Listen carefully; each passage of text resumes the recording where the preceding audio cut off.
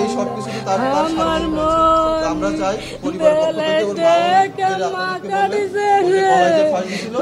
আসামিদেরকেও যেন গলায় ফাঁস দিয়ে মৃত্যু দেওয়া মৃত্যুদণ্ড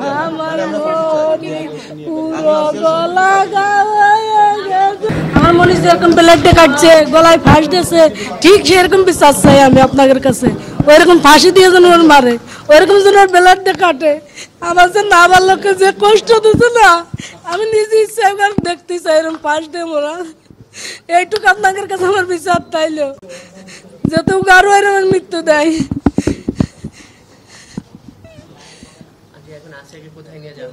আছে এখন গ্রামের বাড়ি যাবি।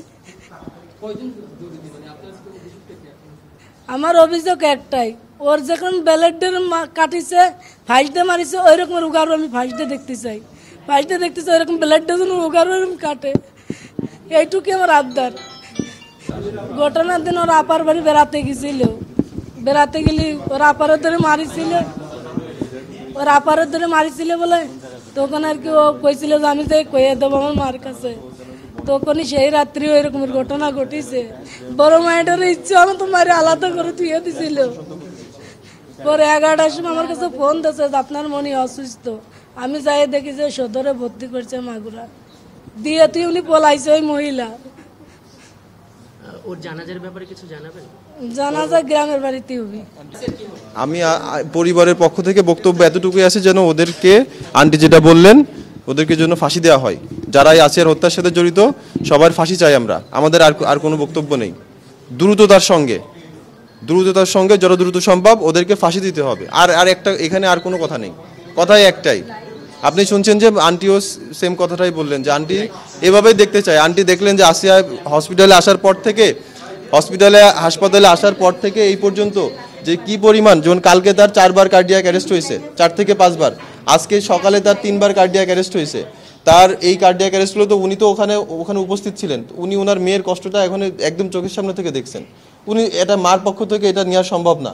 তার এটা সুস্থ একটা মেয়েকে সে তার বোনের বাসায় গেছে, সে আজকে সে লাশ হয়ে বাড়িতে ফেরত যাচ্ছে।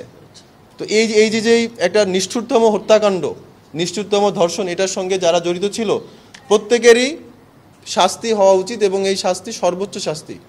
যেমনি ভাবে আসিয়ার গলা আপনারা জেনে থাকবেন, আসিয়ার কোমায় চলে গেছিল। ও 3 দিন আগে ও কোমায় চলে গেছে। ও জিসিএস স্কোর 3-তে নেমে গেছে।